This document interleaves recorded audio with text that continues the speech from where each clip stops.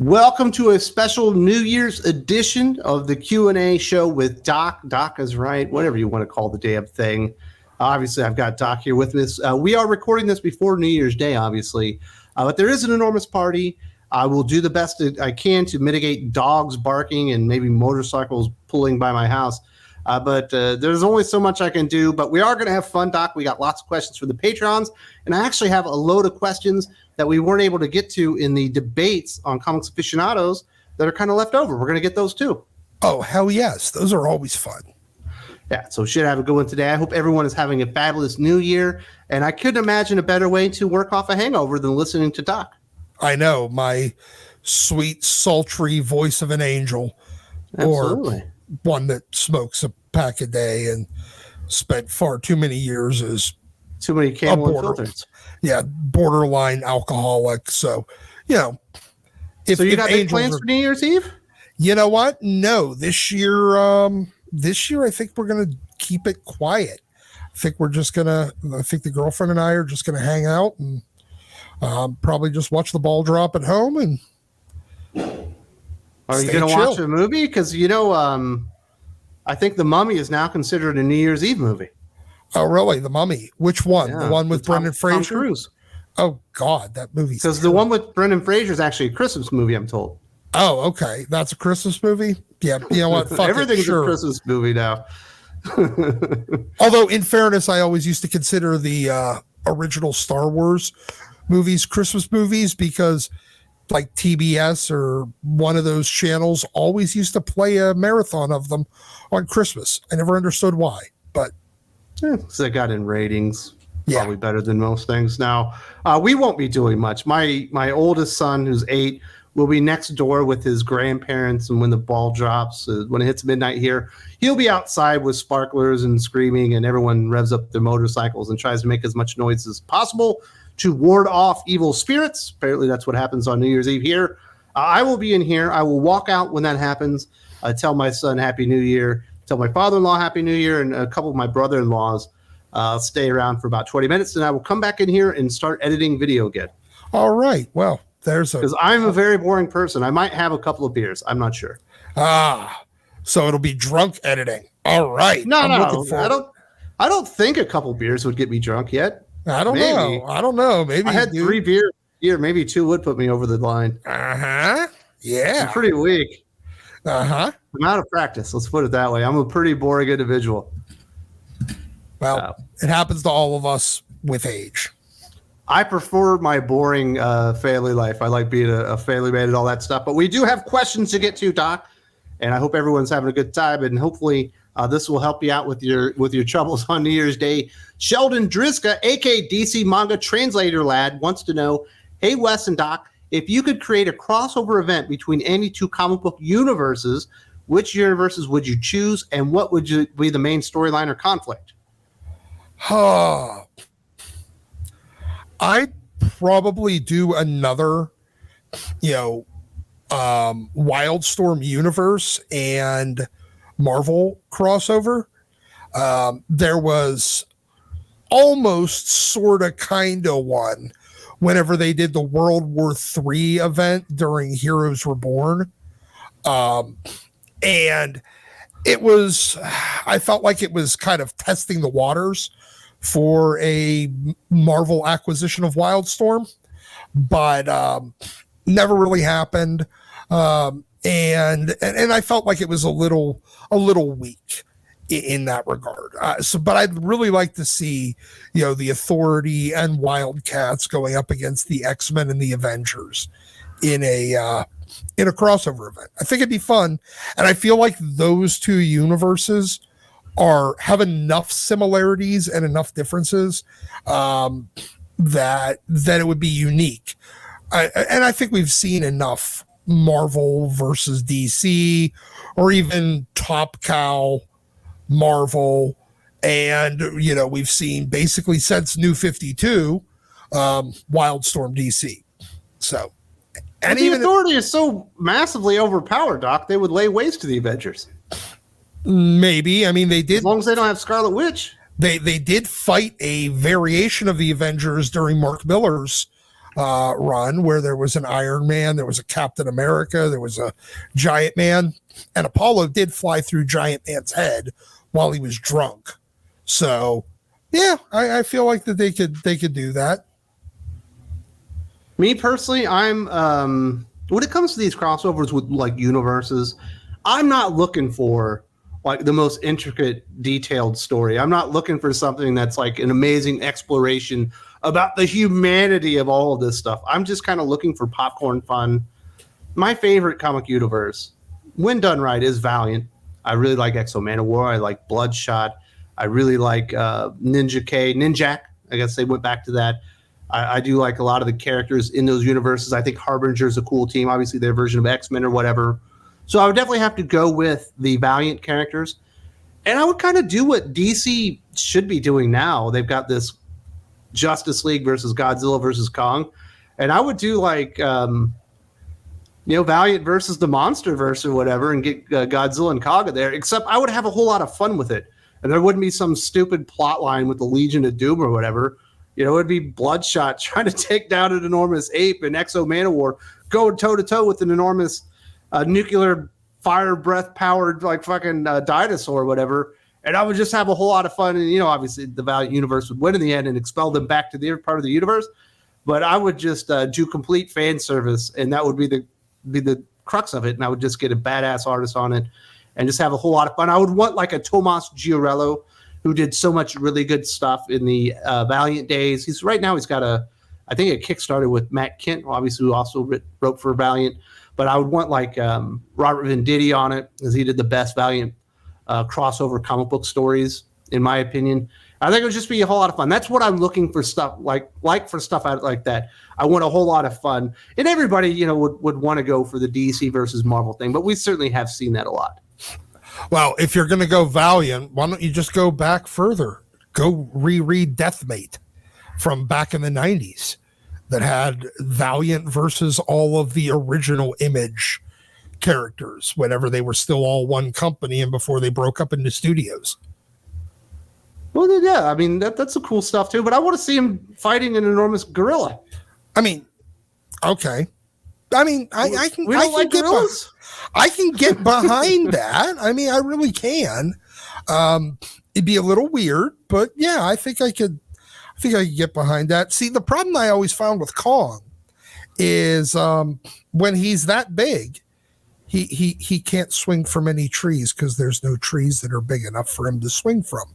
So you King Kong is past trees and bananas and shit, man. He is above that.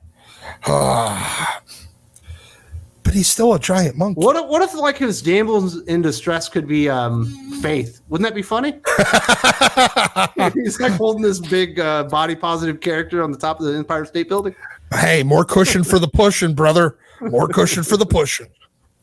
I remember this is going to be on YouTube, Doc. Jeez. Yes. That's probably okay. We're not going to get struck for that. Yeah, this. Oh yeah, this one is going on YouTube too. Yeah, just keep that one in mind, because I can see you jumping over the line, because I know who you are. But I think that would be fun. But big crossover between two universes from different comics are always a lot of fun. Like the TMNT Mighty Morphin Power Rangers stuff is great. The Batman family versus TMNT is always good stuff. I always enjoy those. I can get behind you on that. So very nice. Next up, we do have Brandon, aka the Midnight Phantom. I think he has 4 questions. First up, Marvel and DC certainly had little luck at the box office as of late. So I'm curious, given the list of upcoming movies, what do you think will be hits or bombs?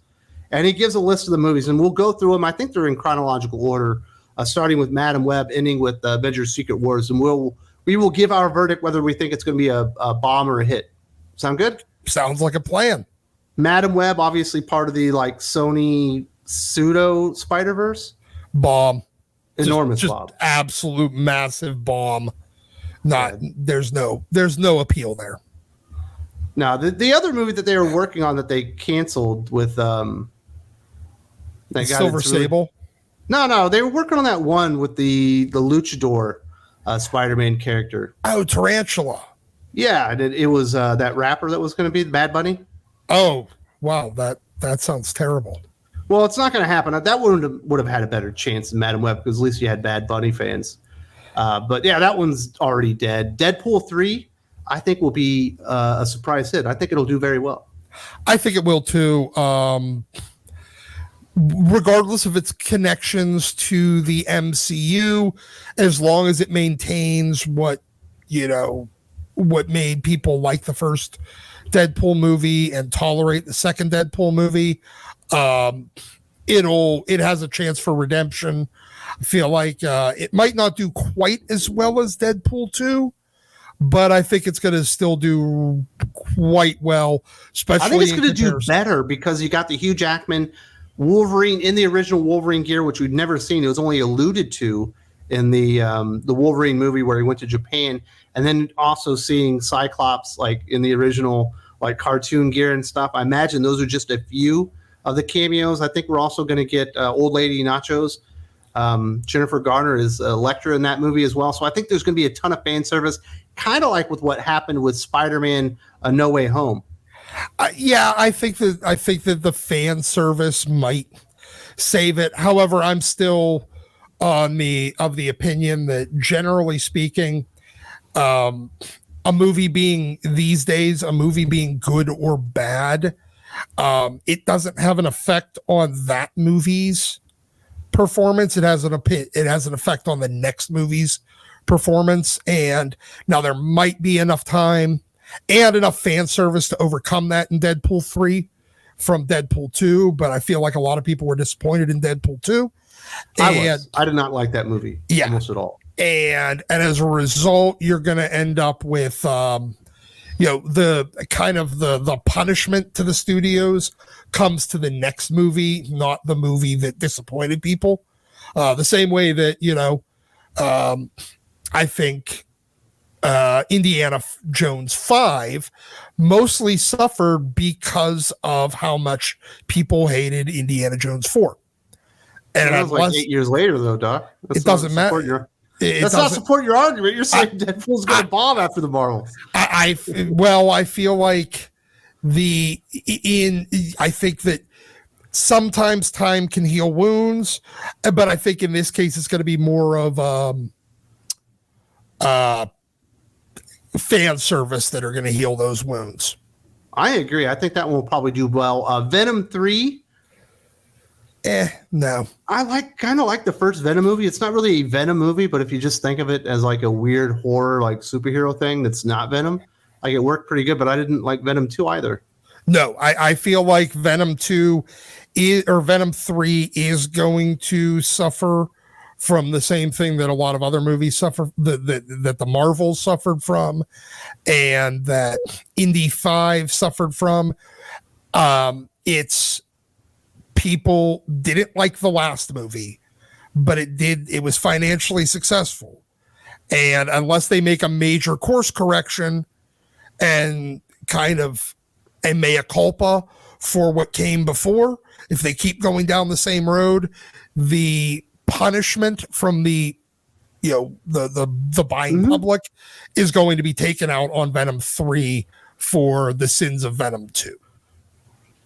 I have a feeling it's going to do well enough. Yeah, I don't expect it to be, I don't think it'll be a hit, but I don't think it's going to like bomb either. Yeah, I feel like it's going to be very middling. Struggle to make its budget back after you add in marketing and everything. I feel like they're going to really overmarket it and to try to win people back after the reception from Venom 2. But I feel like it's going to be barely a moneymaker for them. We'll see on that one. Kraven the Hunter. I've read some quotes from it's something Taylor Johnson, right? Aaron Taylor Johnson, where he's talking about Kraven's like motivations.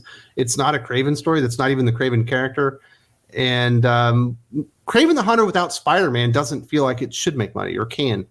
No, it can't. It's going to be Morbius. It's Morbius 2.0.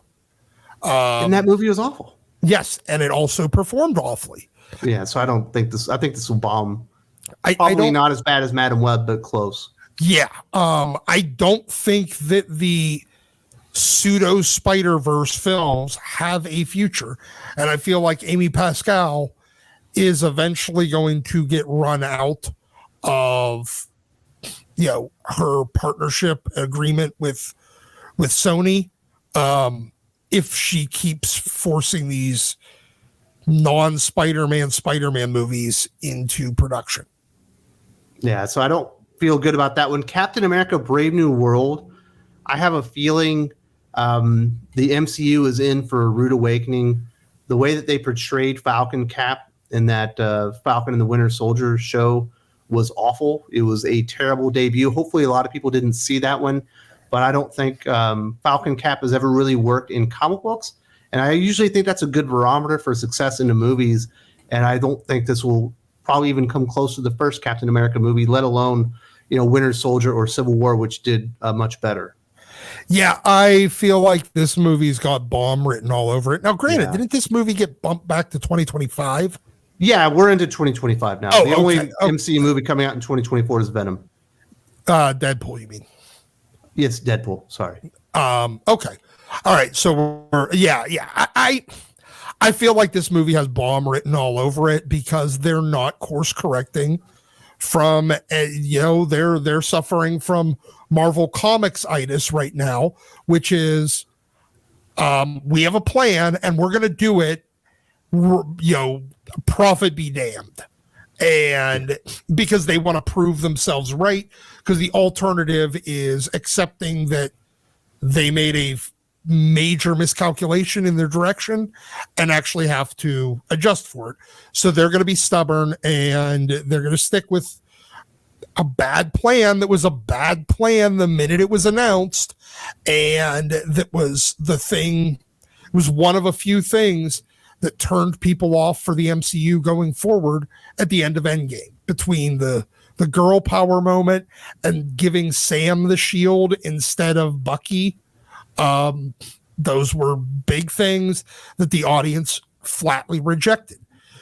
Bucky was set up to be Captain America for 3 fucking movies, and then right at the end, you give it to Sam for no apparent reason. All right, Doc, we're going to have to quicken this up a little bit because we do have a lot of questions. We don't need to give everything the full insight, but Thunderbolts, I think, is a wild card. Obviously, this is more focusing on villains, although you do have a Winter Soldier thrown in here. Suicide Squad garnered a lot of interest when it came out. It felt something like new and different, but we've already had that movie. We did have the Suicide Squad, which are basically kind of like very similar to what the Thunderbolts are. But this time we do have established characters, and I do think a lot of people like Winter Soldier. I think a lot of people like the White Widow. Probably not so much on Guardian. Red Guardian, not so much, or the U.S. Soldier. Is that it? U.S. Agent. U.S. Agent. So I think there are some things that could work in its favor. This one I'm really, really confused by on whether or not it's going to be a hit. But I do think your idea that I think if Captain America Brave New World bombs, which I think it will, it'll probably negatively affect this movie. And you'll get some of the burnout of the MCU on this as well. And it's going to struggle. I feel like a lot of this is going to actually depend on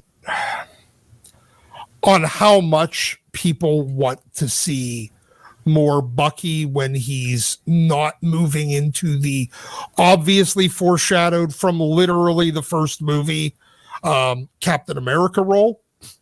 And they want to see him continue as the Winter Soldier when it didn't really work out. I feel like it's also going to depend on how much help or harm Harrison Ford does in promoting this movie.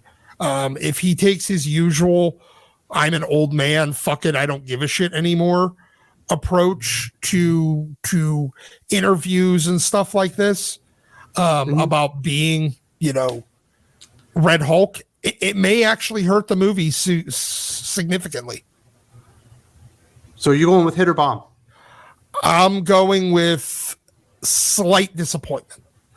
Next up, we have Blade.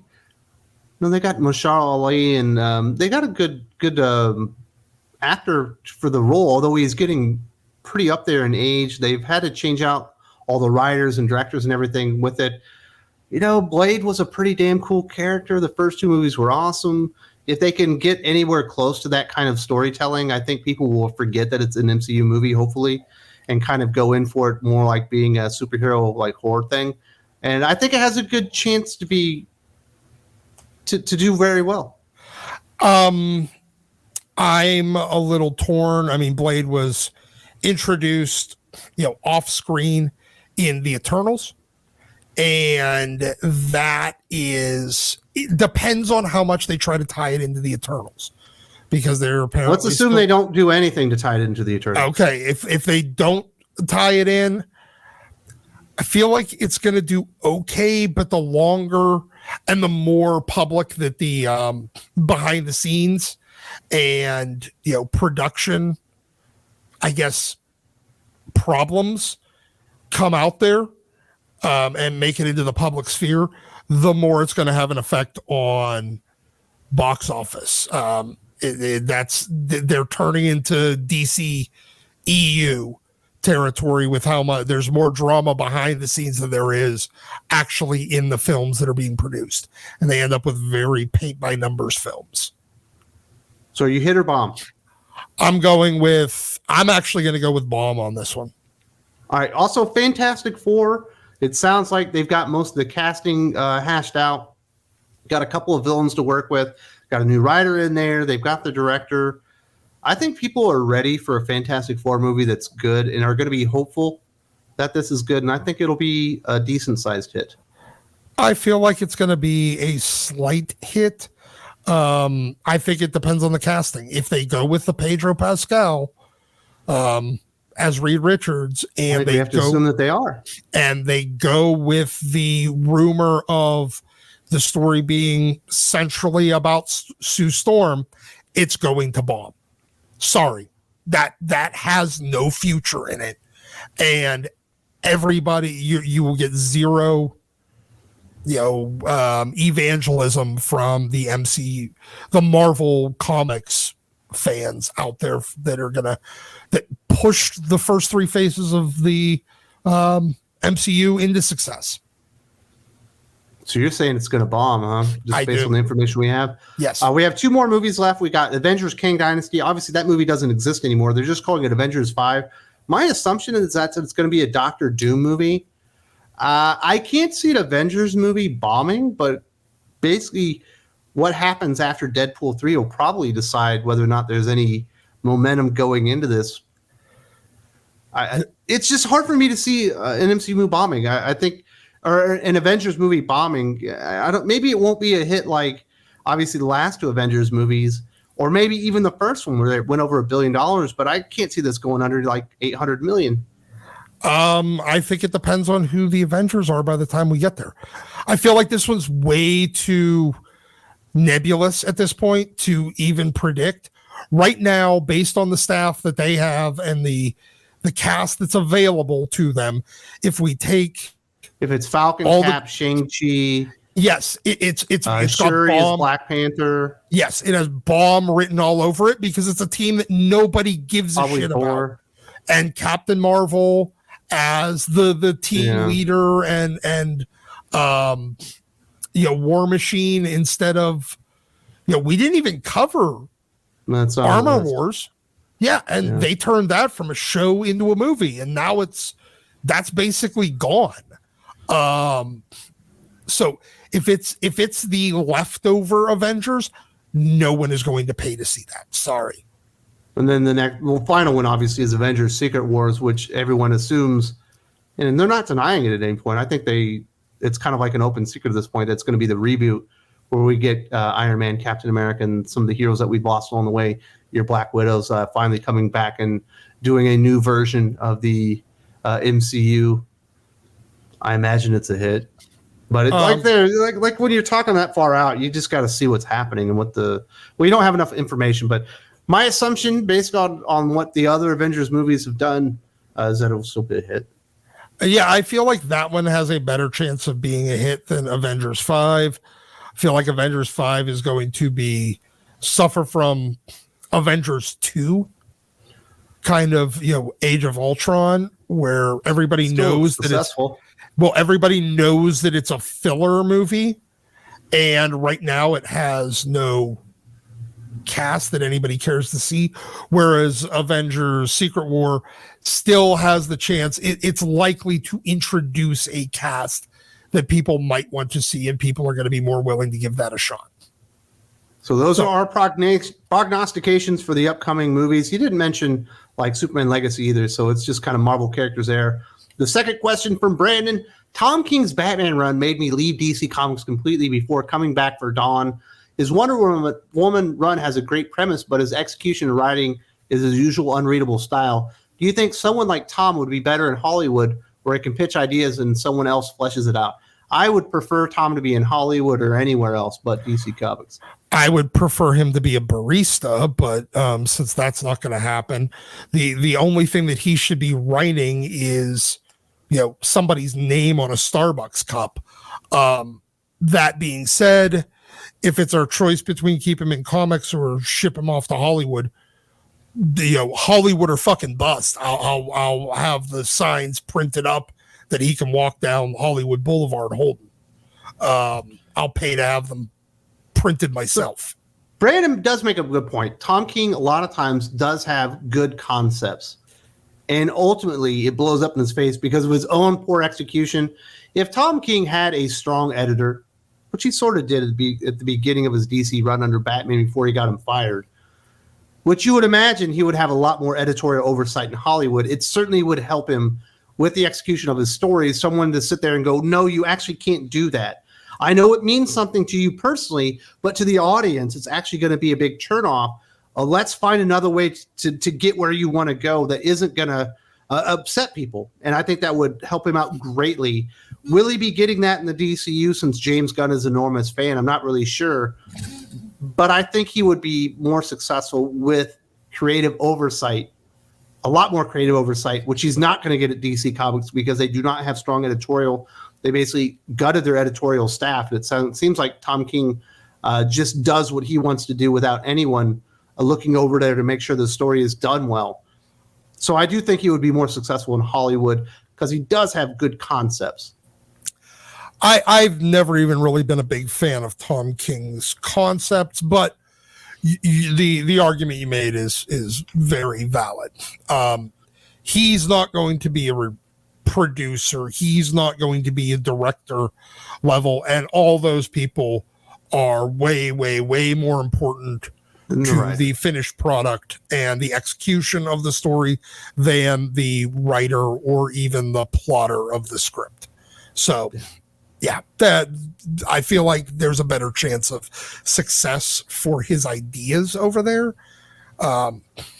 They may even just take little nuggets of it or plot beats and give him a writing credit, and he can go fuck off with $100,000 or whatever they currently pay for scripts out there. Get him out of comics. The third question from the Midnight Phantom: Doc, what are your feelings on where the X-Men are headed in 2024 with a possible turn back to Powers of 10? Would you consider returning to the titles, or is it something you can't support? I'm at the point now where fool me once, shame on me. Fool me twice, shame on you. Fool me 5 times, I'm going to put a boot up your ass before I'll buy your book. I need solid 2 to 3 years from other people reading X-Men that says, no, this feels a lot more like old X-Men. This feels like they have a goal. They have a direction. They're, it's back to the superpowered soap opera. It's not Orgy Island. There's adventures. There's stakes again. And I would need a couple of years of positive word of mouth from actual readers and not just positive reviews on shill sites and some decent cover art or even halfway decent creatives on the book. I need good word of mouth before they can win me back. Sorry, that's where I'm at. His final question for Brandon: Jason Aaron's new Batman book in DC has been great and a real return to good superhero stories. I know it's only been a handful of issues, but what other creators do you think were great, have floundered, and can find success with a change of characters? Okay, well, I'm going to reject the premise of this argument because I never thought Jason Aaron was great. I've literally never liked anything he's done. That new Batman book, Off-World, is good. I read the first issue, and again, look, I will give him props if he doesn't end the story by us finding out that Joe Chill, or the parent or the person that killed Thomas and Martha, doesn't end up being one of these weird alien guys, because that's who Jason Aaron is, and until he proves me he's not going to Jason Aaron himself, I'm going to assume he's going to Jason Aaron himself. Now, that being said,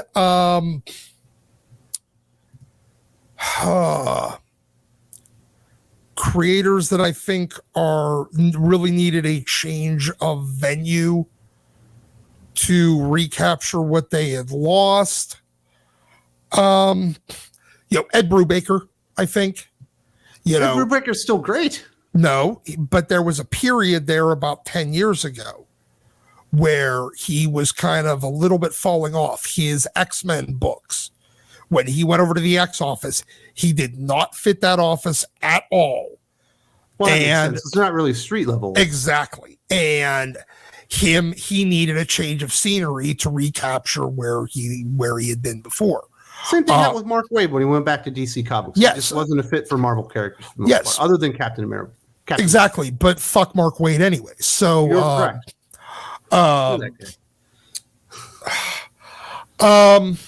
I feel like a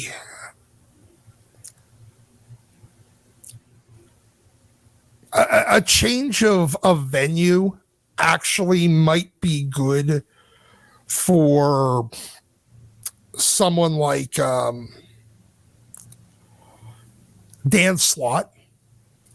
We saw him on anything with Spider-Man. He just struggles. Yeah. They put him on Iron Man, Fantastic Four. And he brought Spider-Man to lowest common denominator sales. It doesn't go lower than where Slott was at because even I think only Zeb Wells has managed to go lower. But I feel like he would do better with a change of scenery, and by that I mean a change of publisher. Not to DC, no. Yes, mostly because I want to give Dan Slott to you. He can go work in Wildstorm. That'd be a perfect place for Dan Slott.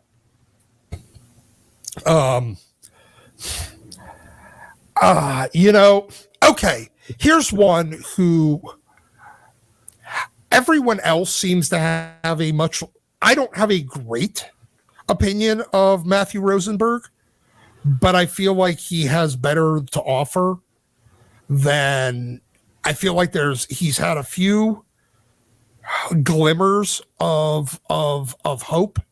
I saw 7 issues of Hope, and that was it. Yes, but he had a few glimmers of it, and then he reverted back.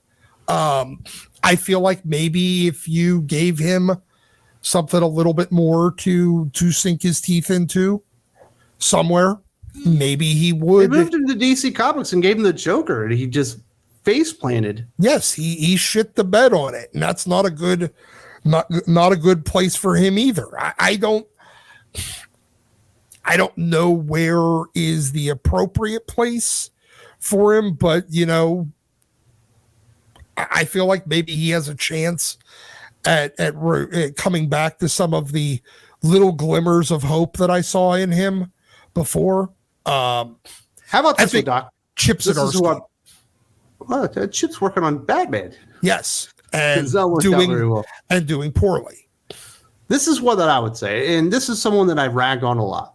I'm not a big fan of Jerry Duggan, but when he works with a sort of like a masculine hero that's kind of like a bloody mess, or you can do some more violent things with it, he tends to tell a better story. Like his Savage Sword of Conan was pretty damn good. His Savage Avengers was a pretty damn good run. Like if they brought him over to DC, and of course they put him on those stupid One Bad Day comic books, But if they put him on a character like Jonah Hex, I think Jerry Duggan would do that character just fine. Or maybe a character like Jason Todd, but not in Gotham, like in another place, maybe with a couple other people with him, where he was able to be a little bit more violent or whatever. I think Jerry Duggan could probably do that. He's not good on the flagship title of anything, though. He should not be on like the True Blue Heroes, like an X-Men book. He does not fit that. No, he really shouldn't. You know who I think might, Jonathan Hickman. Put him back. Legion of Superheroes. Everyone wants to see it. Yes, exactly. Get him off of, Ultimate Comics. Get him off of Gods. Keep him as far the fuck away from X-Men forever as humanly possible. Maybe put him back on an FF book. He seemed that was a good place for him to sink his teeth. Maybe a Challengers of the Unknown over at DC. Maybe Legion of Superheroes. That's what everyone wants to see. I know everybody wants Hickman's Legion. So one of those things, but he's floundering right now with what he's doing. Well, we'll see what happens. Amazing or Ultimate Spider-Man might be good, but I'm not enjoying Gods. I'll admit that. Yeah, it was not his best work, but yeah, Jerry Duggan, one of those writers. I do not personally like him on X-Men, but he's been decent at other places.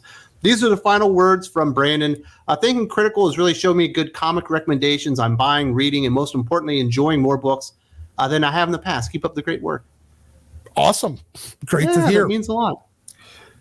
That's why we like doing the show on Saturday when we bring Drew in and you get a couple of different point of view on the comic book industry and what came out that week. And we're hoping to lead you towards some gems. And obviously we do have the Patreon show that we do every Thursday with Jim, the Hot or Not Show, where we talk about all the good, bad, and everything in between. And there might be books out there that Jim and I will be like, well, it wasn't really for me, but this is kind of what happened in there, to where I wouldn't personally recommend it. But you're like, hey, that's exactly what I was looking for. And I think that show is a lot more enlightening, but it's like 2 hours long. We couldn't put it on YouTube. But I definitely appreciate that, Brandon. I'm glad you're enjoying it, sir, and really appreciate the support. Next up, we have Andrew Gonzalez, a.k.a. El Rayo. Doc, what's your favorite soda? His is Dr. Pepper. Mountain Dew. I've always just been a Mountain Dew guy. Code Red? I prefer classic, but Code Red's my number 2, and then the orange one is my number 3. So this is what's in my mind now. Is Doc sitting in the Barca Lounger playing the PlayStation 4 or whatever. He's got the 32-ounce Code Red on one side, and the other side is an empty 30-ounce Code Red waiting to be pissed in so you don't miss out on whatever battle you're doing. That would require me. Look, I bought an Xbox Series X last week. That was the first time I've bought a game system since the Xbox 360, and it's the first time I even picked up a controller for about 5 or 6 years. So you don't sit in a Barca Lounger with a 32-ounce Code Red and a thing of beef jerky and see what happens? No. In fact, actually, in the week or so that I've had this Xbox, I have played it less than my girlfriend or her kids. They were here for a couple of days and played. Absolutely. Played a lot of Xbox. I've probably played for about, 45 minutes total in a week so far. What's your game? Are you in it for a Spider-Man game? Is there an X-Men game? Maybe the Batman stuff? No, actually, I'm probably gonna be playing The Sims. No, actually, I think I was gonna. I bought. Well, I've been playing a little bit of Forza Horizon 5. I like racing games, and I bought Final Fantasy 15 because it was on sale for like $12. That's only a 42-hour game, Doc. I know. It was like $12. So Andrew didn't even ask me about my favorite soda, and he doesn't realize I'm the one in the soda predicament. If I go to the store here where I live, I can get Coke, I can get Pepsi, I can get Mountain Dew sometimes, and I can get Sprite. Those are the only American brand sodas that I can get, and everything else that's available that's like a Filipino brand are just offshoots of those four types of soda. And obviously, Pepsi and Coke are just cola. So I can get cola. I can get I guess I can get orange as well, but I can't get like Orange Crush. So I have to special order my soda and have it shipped to me. And I am a Dr. Pepper guy. My girlfriend's a Dr. Pepper, fanatic as well. So I understand completely. And I love all forms of Dr. Pepper. I can drink. That's the only diet soda that I think tastes even remotely decent. I like Diet Dr. Pepper. I can drink Dr. Pepper Zero, the 0-calorie one. Yeah. I like Mr. Pibb, the one that's right below there. I like Dr. Thunder. Anything that tries to replicate the flavors of Dr. Pepper, I'm a fan of because I'm a Dr. Pepper guy. Yeah, you know what? Actually, I don't mind. It's the only diet soda that I can tolerate. It's the only one that tastes good to me. Yeah. Yeah, every other one has that really, really awful aftertaste. Mm-hmm. And Dr. Pepper's really doesn't. So I can deal with their diet. I'm with you, Andrew. I'm a Dr. Pepper guy myself. That is the number one soda. And they just don't sell it here. I have to order it from the big city or whatever. At great expenses, which is why my wife told me to stop ordering Dr. Pepper, except for special occasions. So I got Dr. Pepper for Christmas and New Year's season. You know what? I'll probably have to wait for my birthday. You know what you need to do? You need to just order one of the one of those 1 or 2 different soda fountain machines. You can find them online, and then put in the case of the nitrogen or the carbon dioxide and the bag of syrup. And I don't think I can do that here. The only places I've seen a soda machine here is like McDonald's and Jollibee. Every other place, when you order a soda, they just give you the can. I know you can find the soda machine online. You might be able to. Yeah, but I have to do the servicing myself. There's no one to come and do it. Keep the lines clean and all that stuff. Okay, run some water through it. Run some soapy water through it. I don't know. I don't know if I can sell my wife on getting my own soda machine, especially with 3 boys in the house. That's a good point. And probably also, a close second to Dr. Pepper is I still like a root beer float. Oh, okay. For some reason, my boys do not like root beer float. So that's the other flavor I can get here. I can actually get Dad's root beer in the Philippines. That's weird. Isn't it weird? And RC Cola. So no Barks, no A&W, you get Dad's. Okay. I get Dad's, which is a better brand of root beer in my opinion. I don't disagree. I'm just surprised. It's shocking. You wouldn't expect it here overseas. Next question is from Wakizashi Gray. Obviously the guy behind Wakizashi's Tea House, friend of the channel, aka the Gray Survivor. He says, what was the name of the first comic book store you each started going to regularly? Mine was a tiny basement shop called Odyssey 7 in Manchester, England. I think it was around 1986. Oh, I don't remember the name of the shop that I went to because I went to it for about 8 months before we moved. And I don't know if I ever went back there. I don't remember. What was your shop after you moved? I think it was Phantom of the Attic. Phantom of the Attic? What year was that? 1988, 89. Phantom of the Attic. That's a pretty good name. It's like a pun. Yes. Phantom of the Opera, but it's the attic. Yes. And they had 2 stores at the time. And then one of them got sold and closed. And I don't remember if I went to the one that got sold and closed or not. And then was it a big store? I think I went to dingy. What was it? What was you know what? It wasn't huge. It wasn't dingy though. Was it in a mini mall or was it in an attic?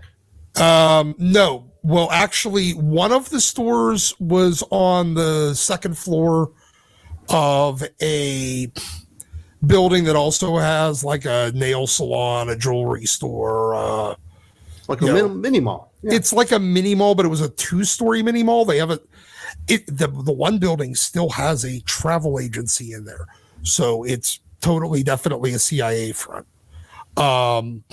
Because nobody uses travel agencies in 2023. The other one was in a house that it was like an older house that had been converted into commercial property, and it's now a who cares about that? car Who cares what dealership. it's now? Was there an awesome store owner that turned you on to the X-Men or helped you out, or was he a jerk? No. You know what? I don't even remember who used to work behind the counter there. But they did actually have staff at both of them. And we went to I had started reading not off the comic shop, but off the newsstand rack.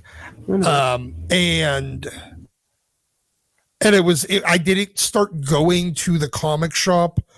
I don't even think I had a pull list for like the first 2 or 3 years I was reading. Yeah, it's like when you finally discover a YouTube channel, you don't subscribe for 2 years. Yes, but you watch all the videos. Yeah, I got you. Me personally, I did not start reading until like my 30s or whatever. And I was in San Antonio, and I went to Heroes and Fantasies, which is a really enormous shop. Well, of course, all the comic books are pushed in the back. There's lots of tabletop gaming. There's an entire section at the S for Magic the Gathering and kind of stuff like that. And there's a whole tchotchke section with Funko Pops and all these action figures. And they have these enormous statues that are like $5,000 or $8,000. Like not exactly life-size Superman, but pretty damn close to it. It was a cool store. I enjoyed that one. They're the store that gave Tim Lim his first break in comic books and hired him to do a special cover. I think it was for Back to the Future Part 1. I might be wrong on that one, but I think it was a Back to the Future comic book where they did a store exclusive variant and hired Tim to do it because he was working in the industry doing like T-shirt designs for like, MCU, Star Wars, and stuff like that. Oh, cool. Yeah. I know he goes back there a lot and does signings and stuff. Yeah, I really don't go to the shops that I went to in my youth anymore because I never get out near them. You're in your 40s now, man. You moved on. I'm a halfway a world from that shop. Exactly. I've seen it in years upon years. So that was a good question. We've got Dan Battles, aka Battlemaster, wants to know, what are some universally praised comics that you both think are overrated? For me, Dark Knight Returns and most Grant Morrison work. Most of Grant's stuff, and honestly, Watchmen. I feel like it's overrated. I want to say that with a caveat. I do agree with you. I think Watchmen is overrated. I don't even think it's the best Alan Moore comic book that he ever created. Like, I think Saga of the Swamp Thing is so much better than that. Now, I'll admit Watchmen is very good. Dave Gibbons' art and all that kind of stuff. But, I enjoy it. But I don't think it's one of the greatest comic book stories I've ever read. No. I do think that about Saga of the Swamp Thing. Yeah. And I think that it is overrated. I feel like it's good.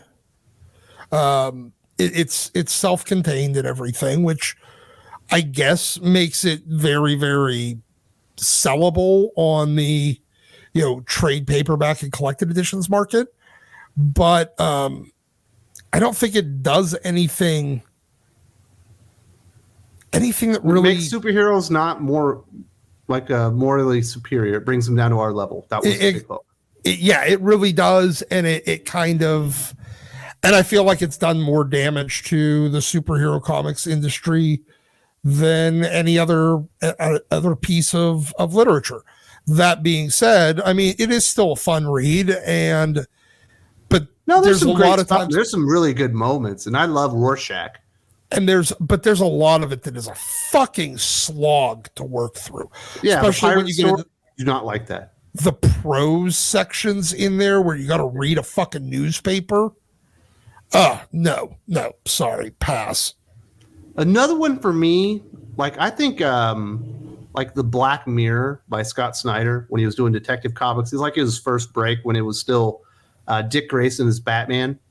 It's a great story. Like it's really, really effective. I can understand why they put him on Batman. And people like to talk about Dark Knight's Metal just being this awesome fucking event.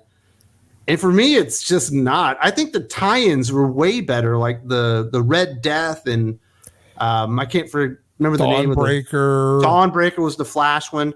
There's some awesome tie-ins to it that I thought were way better than the actual Dark Knight's Metal, which I thought was fine, but it wasn't like spectacular. Honestly, the only thing I read in there was the tie-ins. I didn't even read the main story. I had no interest in the main story. But the tie-ins are better. Not all of them are great. Like I remember the Wonder Woman and Aquaman ones being really stupid, but when they were done right, like they were really cool. Yeah, the Drowned, and I like the Murder Machine. I love the Red Death. Red Death was the best one, but I also like Dawnbreaker. Yeah. That being said, I never understood the appeal of Jason Aaron on anything. You didn't like his Thor run? Nope. You don't like War of the God Butcher? Not particularly. I don't think he's all that great. There's already 10 other Thor villains that are just as good, just as effective.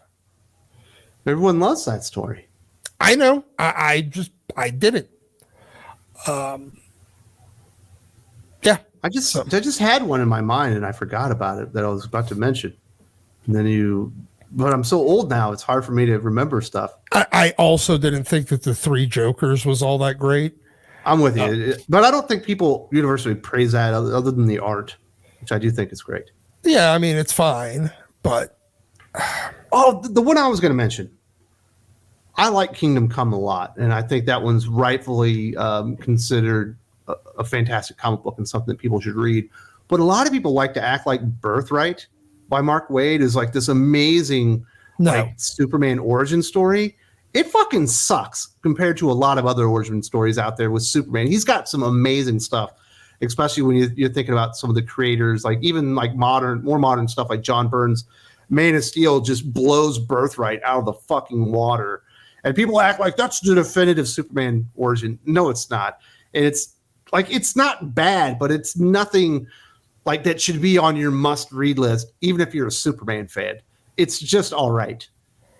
I agree. Then again, I have never had much of an opinion, or a positive opinion, that is, on Mark Waid.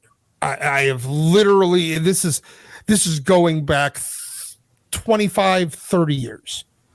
I have never thought he was very good.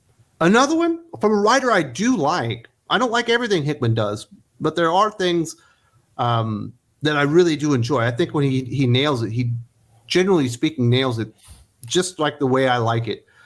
And people talk about his Secret Wars being special. And if you read that fucking comic book, he's doing something for like half of it. And then somebody told him he couldn't do it. And it's another story for the second half. And it's so limp dick by the end of it. Like he didn't even get to anywhere close to where it looked like he was heading towards. Yeah. Yeah, exactly. I did not like that one. And it had so much promise at the beginning. I was like, oh, this is great. And it was like, nope. And honestly, all he did was 90% of the premise behind Secret Wars was him taking Warren Ellis's leftovers from when he was doing a book called New Universal, which was Warren Ellis's attempt at revitalizing and bringing back the new universe. All the concepts that Jonathan Hickman is lauded for in the lead up to Secret Wars, in post Secret Wars, it's all stuff that Warren Ellis created. So congratulations on using Warren's sloppy seconds.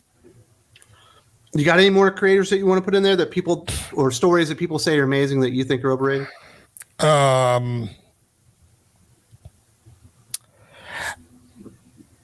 I think that's about it for now. Next, we have Alexander, aka the Spatial Surfer, says, "Have you checked out any Star Wars comics during Dark Horse's time with the license in the 2000s? John Ostrander told me some of the best comic stories ever written there, with books like Star Wars Legacy or Republic." Personally, no, because I'm not a big Star Wars guy. How can you be a Doctor Who guy but not a Star Wars guy? You do realize that the Boston Tea Party happened. You do realize the Declaration of Independence matters. Absolutely. And you supporting a British franchise over an amazing American sci-fi franchise is offensive. I like the TV show. Why don't you I don't give put the Union Jack up in your living room? I don't give a fuck about anything that was not during, and you know what? I don't even really like the old Who. I definitely don't like current Who. I haven't liked it since Peter Capaldi took over. I don't like Peter Capaldi all that much. And he was an incompetent buffoon. I was just calling you a traitor to America. It was a joke. I liked like 9 seasons of a TV show, and then I lost. But even then, I watched them once, and then I got bored and watched the series again in a row. I don't give any fucking thought to that show. There you go. Well, I personally love Star Wars, and there's a lot of really good stuff. Obviously, Marvel had some really good adaptations of the originals, and like there's some really cool work during the Dark Horse days, especially with like a Boba Fett character. When he's talking about like Star Wars Legacy, like Knights of the Old Republic kind of stuff. They did some really good tie-ins to the really, really good video games that were going on at the time. And like for me personally, and I might be out of line here and people can call me crazy, but I almost do think like the Dark Horse like Star Wars line was like the fucking gold standard of what a licensed comic book like line could be as far as quality. Because they introduced so many great things that were new, but they also took all the great stuff that was introduced after the original trilogy and were able to transform that into comic book stories with a lot of really, really good creators. And it's not everything's amazing across the line, but even the bad stuff is still pretty damn good Star Wars stuff, in my opinion. That's the general take I've heard from most people, that it was a really well done line. I've just never gotten that far into Star Wars to give a damn outside of anything that was in the movies. Yeah, there's just a lot of really good stuff. Even like, John Jackson Miller, who you know from Comic-Con or whatever. Yeah. Like he's got a fucking omnibus of, I think it's Knights of the Old Republic. Okay. And it's good stuff. Like they should have adapted that into a TV show rather than their original ideas that they're doing at Disney. But no, Dark Horse just knocked it out of the park. They did the same thing with Conan the Barbarian. They were able to adapt a lot of the Robert E. Howard stuff, and they were able to do some newer stuff, that maybe wasn't a straight adaptation, but was certainly inspired by it. And they really knocked it out of the park. And it just it was sad to see them lose that license because they were doing such a good job. And then Marvel did it okay. Some okay stuff there for a minute, but their Star Wars line is just dead. But if you want to read some really good Star Wars stuff, go grab some of those omnibuses from the Dark Horse days, and you're going to enjoy that. Alexander wants to also know, what are your and Doc's thoughts on Peter David's second X Factor run in the 2000s? The best non-Claremont X book, in my opinion.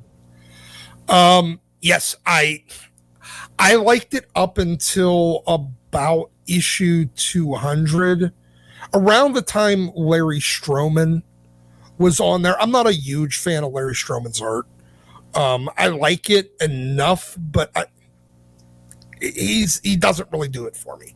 I really like the Madrox series that preceded the second X Factor series, and I really liked probably the first 45 to 50 issues. I liked that he actually made Layla Miller and explained how she works. There is a slight creepiness factor in the fact that she's a teenager in the beginning, and then her and Madrox are married later, and she's an adult. It's kind of weird, but he took something that that Bendis just kind of threw in House of M and actually made it make sense. The Layla Miller I know stuff thing was just so stereotypically Bendis. I just want to chime in. I love it when writers are able to take somebody else's really stupid idea and actually make something of it. Yes. Like even, Hickman taking Egg or whatever and turning him into gold balls and part of the five. At least you made him mean something. Same thing with what Phil Kennedy Johnson was able to do with that fucking Grant Morrison Superman and the Authority book. Just fucking sucks. It's just awful. And he wrote like a fucking really great 2-year story out of it. Yeah, exactly. And Peter David did that. He had a tendency of doing that. He would take everybody else's chicken shit and turn it into chicken salad. Now, I lost interest in the book around the same time that Peter David did in the second run, what he eventually did in the first run, which was basically change the entire fucking cast. And it no longer even resembled where it started. So I really liked it. Is it the best non-Claremont X-Men out there? I'd say it's close. I still think that Remender's Uncanny X-Force and Lobdell's and Joe Kelly and Steve Siegel's X-Men runs are on par, if not superior to it. But it's very fucking good. For a not X-Men title, if it doesn't have the X-Men name in the title, it's right up there with Uncanny X-Force as exceptional. I'm with you on Uncanny X-Force. And Peter David, thankfully, I don't know if you saw this, Doc, but he's returning to Marvel Comics in March to Spider-Man 2099. It's no longer the Steve Orlando show. Good. I'm really looking forward to that. I think that'll be really good. I did hate what Peter David did with the all new, all different X Factor. I thought that was fucking terrible. Can't all be home runs, Doc. No, he's had 3 at-bats on X Factor, and he's hit 2 triples and struck out. Hey, that's a pretty good average. You'll live with that one. Next up, we have Jack Halsey, aka Jackson Forever. What are your thoughts on the classic comic issue reprints that are currently coming out more and more frequently? I think it's a good idea. I love it, especially the DC ones because they do so much higher quality. In fact, I think I have a shipment coming to me right now from Yule Carter from Fantastic Comics in Berkeley, California, where I got like the faux Batman, is it 428, I think? Yeah. Where the Death in the Family. I've also got all the reprints of the original Batman Year One, which is probably my favorite Batman story, period. Frank Miller on that one. And I think they're really great. And DC prices them right. But DC does it like with the original like advertisements and all that stuff on paper that it's not newsprint or whatever, but it feels close enough to it that it feels like nostalgic or whatever. Marvel just puts it on the same shitty paper that they do everything else. And they're fucking upcharging for all that stuff. Like they're re-releasing Secret Wars, like the original Jim Shooter one. And they're like $6 or $7 an issue. I fucking hate what Marvel's doing. Yeah. Marvel has completely dropped the ball on it. They had something. If they would have done their True Believers line and just did reprints in order of the release of the old ones, but on the True Believers style, I feel like that could have been a major success for them instead of making every single one of them a #1 issue. Yes. But I think their facsimiles they have exactly zero chance of creating new readers. All it is another way to get $4 or $5 or $6 or $8 out of completionists. Oh, and also, if you have something and it's slabbed or whatever, you want a reader copy. That's a perfectly good alternative than going back and having to buy a comic book that's 40 years old. Yeah, exactly. But all it is a very, very obvious case of trying to bleed your existing company customers for even more of their money. So I would get used to reprints because they're better than the new stuff. Yeah, they'll probably sell just as well, and in some cases better. I know Dan Didio specifically said that when we will reprint stuff with characters, it will outsell the new stuff. Yeah, and that's not good recipe for. Not a glowing endorsement. No, but it's because all the people that aren't buying their books anymore were completionists on the original and want to maintain their completeness status. All right. Go ahead. This next question from Jackson Forever. In the 90s, with Image doing well and other upstart companies like Malibu getting buzz, the speculation market went out of control. If the book looked good, people bought multiple copies, for the most part, style over substance. Also, at the time, Marvel decided to up their monthly title count to huge numbers to try and dominate the shelf space, forcing retailers to hopefully order less of the smaller companies' books. Even with all the innovations that Image brought to the industry, for example, computer coloring and art to the edges of the pages, do you think that the formation of Image ultimately did more harm than good to the comic book industry in the long run? That is a hard question. I think, yeah. I mean, look, there was indie press before. And they're not what they started out to be. They were supposed to be an alternative to Marvel and DC as another series of superhero comics. They don't do superheroes really anymore. No, they it's don't. Just fucking art house books. Yeah, it's art house books and Netflix pitches. I think that ultimately, in the long term, yes, Image did more harm to the comic book industry than they were helpful. Another thing they did was, because it was all the most successful artists on like X-Men and Spider-Man basically leaving at the same time, Marvel is so fucking gun shy to let anyone become a superstar artist anymore. Yes. And they're just popping around on books to books, and it just ruins stories when the art changes 3 issues in. Well, here's the thing. It's not even just them. So Marvel became gun shy after. So you first had all the Image 7 leave. Then you had the next wave of creators after that leave, like Joe Mad and a couple of other creators that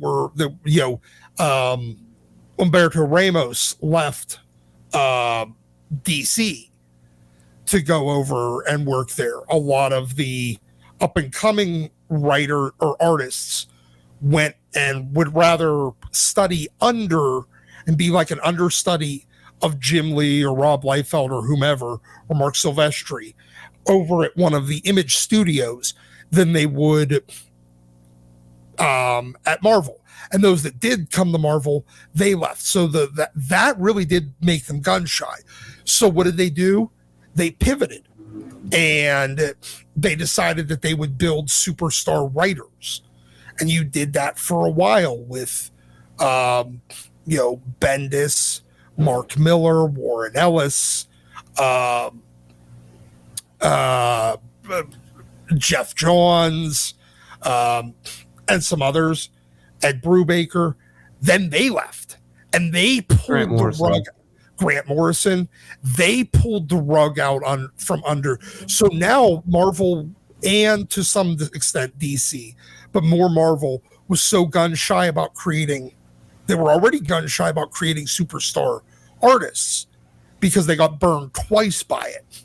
Then they became gun shy about building superstar writers. Now they're not interested in building any superstar creators, and their whole business model is faltering as a result, because none of their titles are sustainable as ongoings, and they've now become essentially art house comics using, mainstream popular characters that can't survive for more than 6 to 12 issues. The other thing that I would say that really came out of this one is people really invested in Image Comics, whether it was you're a Jim Lee guy, a Liefeld guy, Mark Silvestri kind of guy. People invested in that stuff. And almost all of them fell right on their fucking faces for the first 2 years and delivered nothing on time.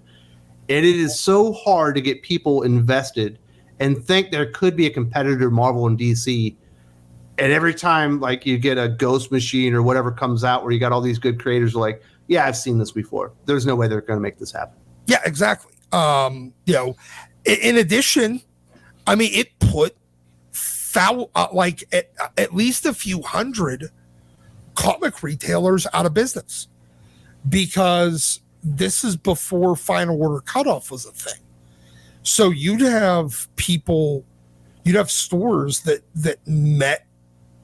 placed their order for Youngblood #6 around the time Youngblood #3 was coming out, because that's when it was solicited.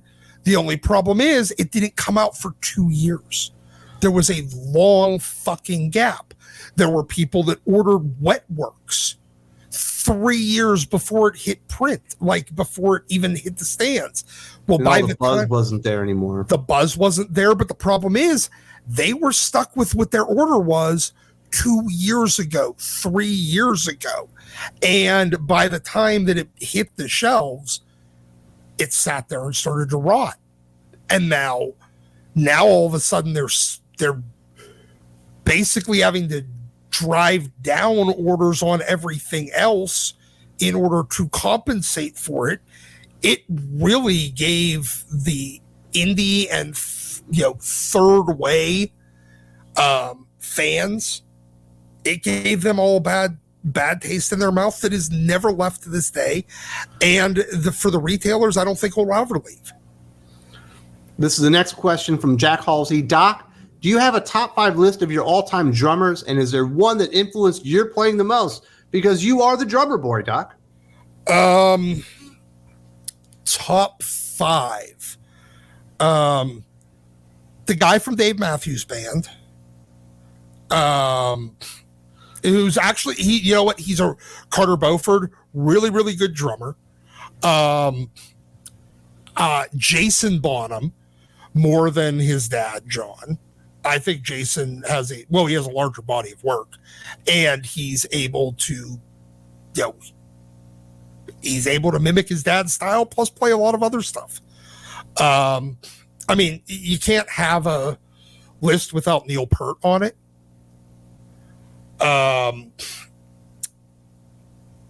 Let's see. That's 3, right? Mm-hmm.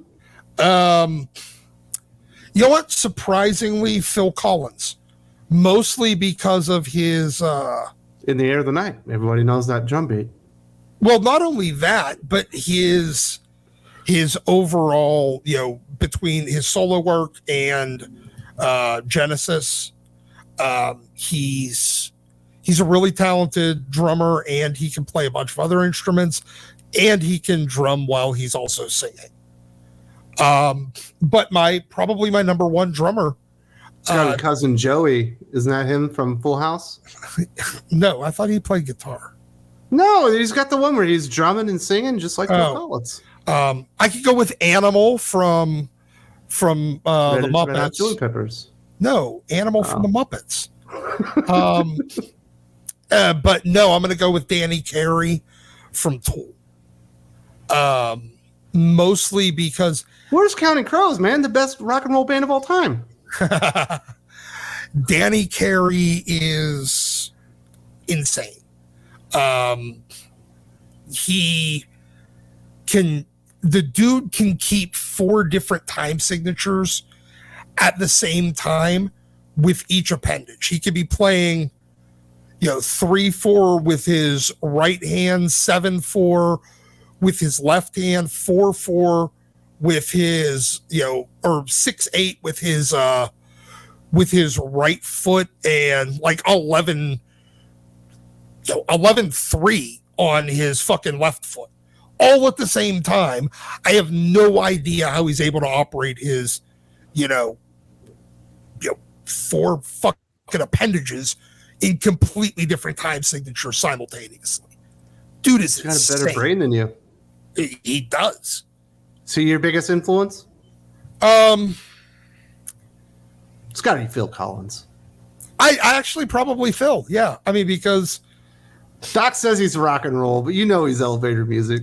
Nah, but I've always been a little bit more progressive rock. I always knew you were progressive. Yeah, of course. Jeez. Probably my favorite band on the planet, though, is it's a tie between Tool and Muse. So, no Counting Crows. No Counting Crows, sir. Sorry. Your music taste is awful. Jack Halsey wants to know, in the history of comics, there are many series that just never finished. For example, Big Numbers by Alan Moore and Bill Sienkiewicz, at only 2 issues ever coming out. Are there any other incomplete series or story arcs that you would like to see finished today?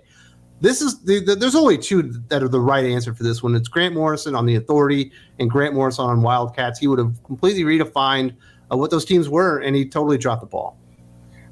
Honestly, yeah. I don't disagree. And maybe it would make me not hate Grant Morrison. Now, granted, here's the thing.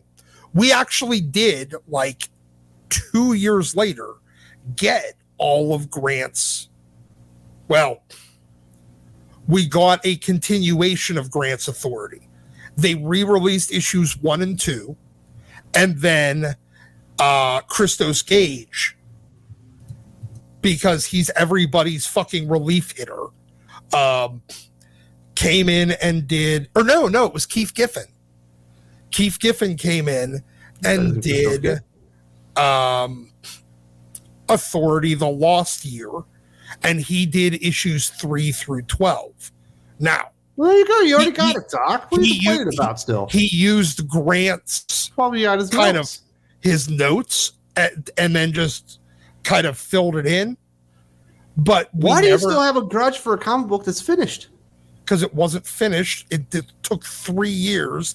Not the guy that was hired to do it did the job, and it was only one of 2 titles that even got somebody to touch them.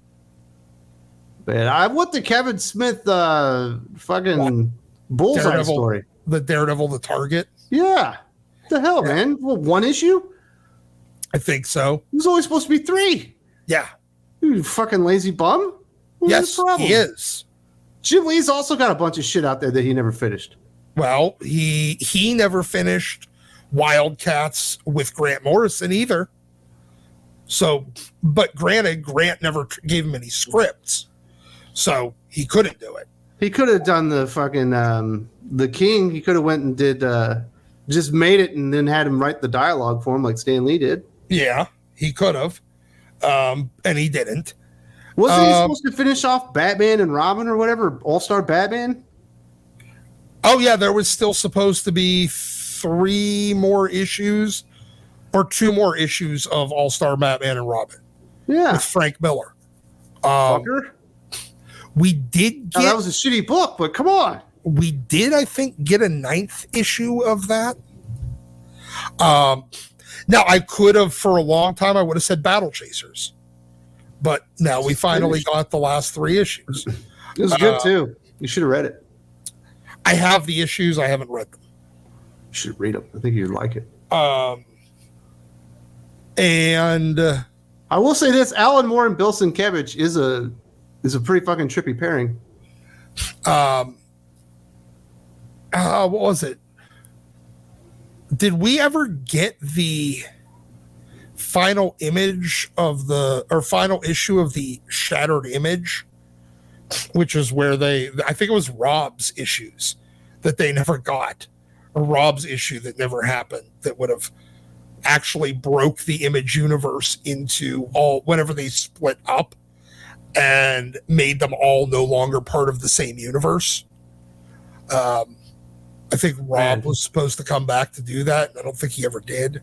We could start going through crowdfunding books that never showed up that we're mad about, but I don't want to be mad about that one, Doc. I still have one book outstanding. Shinobi Sasquatch, I don't think I'm ever getting. or let's see, Sovereign, definitely never getting. That's the one that I'm waiting on. Never gonna happen. And I never got Asgard either. Yeah. Now apparently that one actually did get done, but I bought the Dave Finch cover, and I'm betting he never got it. So you ain't getting that stuff either. So I ain't getting that. Final words of Jack Halsey. A happy new year to you both, and much health and happiness to you and your families. Take care. Well, thank you very much, sir. And best wishes. Happy New Year, and all the health and prosperity to you and yours as well. Absolutely. Bigger and better things coming in 2024.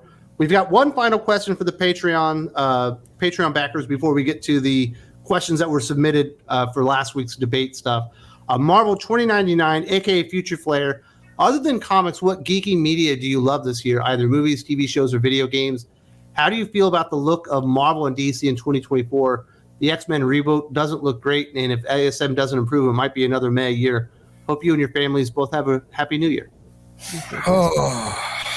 I don't know if I even have an answer to this question. Oh, I got an answer. I don't know if there's anything I'm really, you know what? What are you talking about? You're fucking watching X-Files. That's as geeky as you get. Yeah, but I'm not getting anything new. Well, no, it doesn't have to be new. You're doing an X-Files watch. No, he's talking about what nerd thing am I looking forward to? No. Other than what media did you love this year? Movies, TV shows, video games. Okay. You know what? I actually liked getting some old G.I. Joes and some of the dollar or the cheap Ollie's clearance X-Men Legends figures. That's kind of geeky. The toys, I'm getting a little bit more appreciation for.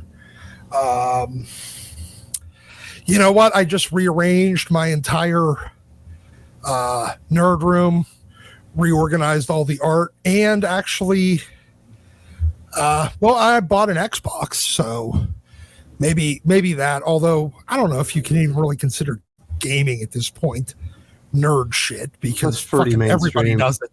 Yeah, exactly.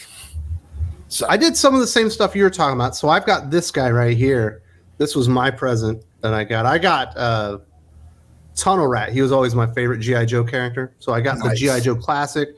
My boys got they got Storm Shadow, a Nightcrawler, Snake Eyes. Snake Eyes. Yeah. It's late into the evening. And then I also got a Sergeant Slaughter one. So we got those. But my kids are super duper into Diary of a Wimpy Kid. We've watched all the Fox Studio movies. That I think there was 2 of them that had the original cast, and then there was another one with Alicia Silverstone as the mom.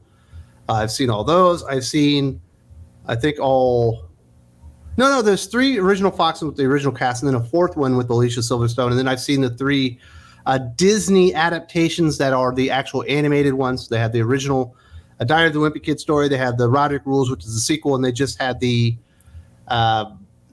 Christmas special, which is based on another story that hadn't been made into a movie. So I've been all over that. I had to buy the boys the complete editions of Diary of a Wimpy Kid, so I've been in that. I have been also watching, rewatching all the way through X-Men, which has been a lot of fun. And I did go back and start watching MCU phases 1 through 3 again. I'm kind of stuck on Doctor Strange. I'm not liking this movie as much as I remembered the first time. I can see that. It was a little bit of a mediocre movie, in my opinion. They could have skipped towards him being a little bit more competent a little sooner. And the fact that he never even really becomes Sorcerer Supreme, really ever, kind of defeats the purpose of being Doctor Strange Sorcerer Supreme. He never really gets there. So I can see where that was a little bit of a failing on that. I think the girlfriend and I just started rewatching Lost.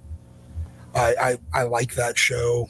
It was so good for like 2 seasons, or maybe it's the third one that was good as well. But once they do the flash forwards, that was at the end. that's what it The kind of. final episode of season 3 is you realize it's a flash forward instead of a flashback for the first time. And then whenever they do the flash sideways, those are kind of weird. Yeah, so Lost is one of the shows that taught me never stick with something. If you feel like it's not for you anymore. Although I didn't learn my lesson because I did watch the last 2 seasons of Game of Thrones that I was not enjoying, and I did not get the satisfactory conclusion I wanted there either. Okay, well, but I felt like I was so invested that you had to keep going. They're gonna get this right. And I was like, nope. no. You know what? I am looking, and for what I'm looking forward to, I'm looking forward to them. Actually, we only got 4 episodes so far. Invincible season 2. Like Everyone 4 episodes come out, and then it just kind of 4 episodes, and then the Adam Eve special. And I don't think there's been an episode in like 3 weeks. Come on, fucking Amazon. You're not cable. Stop acting like it. Wow, it's basically cable. You're going to be getting commercials in all their shows and movies now. I know. Now, he does say, how do you feel about the look of Marvel and DC in 2024? So I've been doing the solicitations, and DC got really ridiculous in early 2023. Well, almost throughout the year, where they were relying way too heavily on Batman, and then they were doing a ton of like #1 issues that were like $6, $7, $8, and Marvel are going all fucking in on Spider-Man in the early part of 2024, and they are doing all those things that you hated about DC in 2023. They're doing it even more in 2024. They're actually becoming more expensive than DC, and DC was way more expensive than Marvel last year. Yeah, and so I'm not liking the look of Marvel or DC. No, I'm not liking anything that I'm seeing with them moving forward. The problems are the same. They're getting worse. And instead of trying to course correct, they believe the way out is through. And it's not, but they're going to keep doing it and keep doing it and keep doing it to their own demise. And until we actually see them make any sort of recognition that their plan of attack for the last 7 to 10 years is wrong, it's going to keep going. So there's no reason to get optimistic about it. And definitely a happy new year, and I hope your family is doing well. Also, Marvel 2099, I really appreciate you supporting the channel. And definitely everybody that's been back in the Patreon.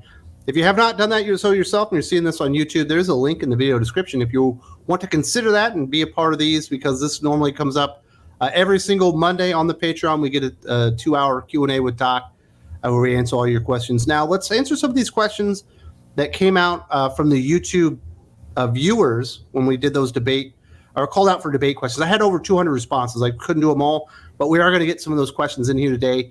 Aaron Bonovsky says, what does the modern comic industry need to do to evolve? In a lot of ways, Doc, I think they need to devolve, because they're pricing themselves so far into oblivion. It's not even it's unfathomable what Marvel are doing with their prices, at least in the early part of 2024. They have got to get their prices under control because they are getting far too expensive. They have got to get back to the core of the characters, the things that actually brought people into the shop, if they want at least the print medium version, periodic comic books to actually survive. Yeah, I mean, you're 100% right. The way to fix themselves is not forward, it's going backwards. It's going back to a smaller, more manageable line, going back to finding new distribution outlets to get their product in front of current non-readers. It's to grow their reader base by trying to make it as universally interesting as possible, instead of becoming a niche of a niche of a niche that's only available in the most niche of retail locations. And to bring their, to bring their pricing back down. The only way forward is backwards for them. And it's for Marvel, it's for DC, it's for Image. And I know we're already starting to see a lot of our predictions on, when it comes to like indies and stuff. You're going to see a collapse in the indie market, or the non-big two. The indie publishers, I guess you could say, the small press folks, I think the reality of the economy is going to hit them the hardest first. Right now, the economy is in a terrible position. The inflation is still rampant. Everything in life right now still costs between 20 and 100% more than it did 3 years ago. And comics increase while real wages have stagnated or declined. And as a result, things like comic books, which are, frivolous, non-necessities, are going to be the first things to go from people that have to tighten their belt. So I do think Marvel made they identified a correct issue about 7 to 10 years ago, Doc, that they had an accessibility issue. And that was one of the things that was holding their brand back, just as far as growing. But I do believe that they completely misidentified what that accessibility was. I think they thought the accessibility issue with modern Marvel characters is that they weren't relatable to younger people, that they needed to be more racially diverse, gender diverse, and all that kind of stuff. So they replaced all their heroes. And that has proven to be false. That's why you have to go back. The accessibility issue was that they were not accessible. People didn't even know that they existed anymore. And yes. They completely missed the mark on what the accessibility issue was, and threw this enormous quality issue on top of it. And now you have to fix the quality issue before you can even begin to address the accessibility thing. Yes, because if they address the accessibility issue before the quality issue, people will try it, hate it, and you will lose any access to those readers for decades, if not forever. They won't give it a second shot. They did identify the accessibility issue, but as you said, not only did they change all their characters to play and win a game of diversity bingo, but then they also identified, high issue numbers is the accessibility issue. People don't want to jump in at issue 455. And I believe that is false too.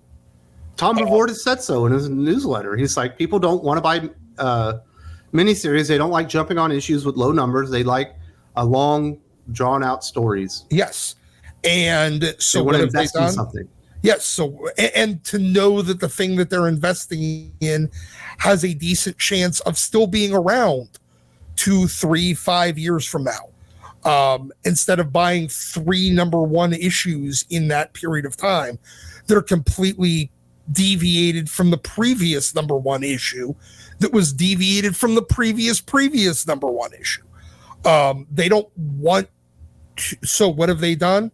They've continued down the exact same path of. That's why you have to devolve and go back. Yes. The only way out is backwards. They have to reset to a last known good.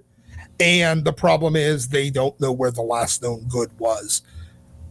And the modern writers that they've hired to fix this accessibility issue that they misdiagnosed don't write stories that fit the medium of comic books and utilize them anywhere to their mid-level potential, let alone their highest potential. And that's the problem with the quality on top of it. Even if you made it accessible today, it's not exciting comic book reading because it doesn't even use the medium. It's something that you could write on a blog. It's something that you could do at a webtoon. It's something that you could do on a Netflix show. And if you're not utilizing the medium to show why it's the greatest storytelling medium in the world, you're wasting your time. Yeah, they're still even the mainstream quote unquote superhero comics are portrayed like they have a Disney Plus budget for an episode, for an issue. And the, you know, I understand from the Reiner perspective of not giving your greatest ideas to Marvel and DC, not even giving your good ideas to Marvel and DC, because you save those for whatever indie stuff that you have, that you're going to, you know, be creator owned on.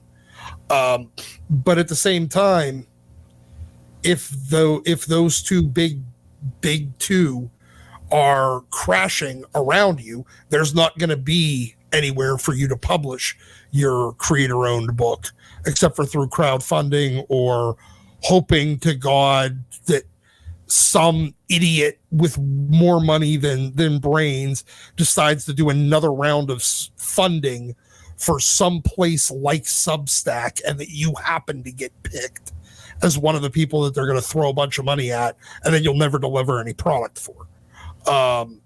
So no, I think it's all, it's in a cascading collapse right now.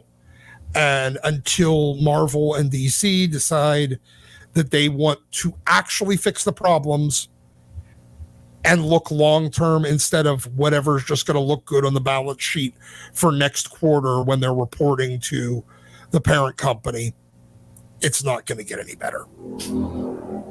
Jerome Maida has a couple of questions that I thought were good. The first one, now that we've had 40 years of Batman being absolutely grim, is it time to make him an actual relatable human being again, where he would share laughs with Robin and where Bruce Wayne is an actual character again, who is on the board of directors, etc.? Look, I feel like people go one of two ways way too far. You either have campy Batman or you have so grim dark Batman. Nobody has been able to get into Batman in a long time that actually found a way to balance that very well. You know, the slightly campy aspects, the more mundane day-to-day stuff, the Bruce Wayne and Batman being a person instead of just contingency man, that is constantly losing everything. And, oh my God, my city's falling for the 45th time in 6 months. And all it's doing is making me look more and more and more incompetent every time. And all I'm going to do is spend all my time brooding. Nobody knows how to make Batman into a actual character. All they know how to make him is a caricature at this point. Yeah, he's way too dependent on technology. And he brings up a good point where he talks about, you know, Bruce Wayne being a character again. There really hasn't been a story from DC Comics in probably 3 or 4 years now that's even featured Bruce Wayne. He's never in there. If you see Bruce Wayne, it's him just becoming Batman. The last story I can remember from DC that where Bruce Wayne was actual character in the book was like right after Batman 50 from Tom King. They did like this 12 Angry Men story where Bruce Wayne was on a jury. Yeah. And I think it was Mr. Freeze that was on trial, and Batman is the one that had caught him and came up with the evidence, but Bruce Wayne was trying to prove he was innocent, which was just stupid. Like, Bruce Wayne would never do that. He doesn't second guess himself or whatever. So even the last time we saw Bruce Wayne, it was a stupid idea of who Bruce Wayne is, but I would love to see more Bruce Wayne again. Yeah. Like, he's not even a playboy anymore. He's not a billionaire. He's a nothing. He's just a name associated with the only character that you see anymore.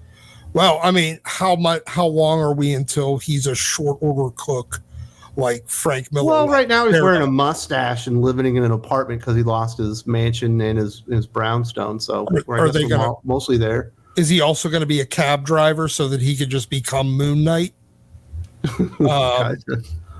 Yeah, no, The problem is writers today are like ashamed that being a billionaire playboy, single guy going out and having lots of girlfriends, like it makes them uncomfortable. Not the fact that he has lots of girlfriends, probably, but the fact that he's a billionaire just bothers them. So they're just like destroying the character of Bruce Wayne. yeah. Well, I think also having multiple girlfriends would make them uncomfortable too, because they don't know how to even have one. Maybe. But not, at least not one that's doesn't have at least 4 other boyfriends. So no, like none of these people know how to or want to write Bruce as an actual character and not just everything that's wrong with capitalism. That's all that it ever comes down to. And I would definitely love to see more Batman being a detective. You don't even get that in Detective Comics, which you would think that would be the differentiating factor between the two series. Is you get more detective-oriented stories in Detective, but you don't even get it there. Yeah. It's weird. Yeah. So no, they need to find.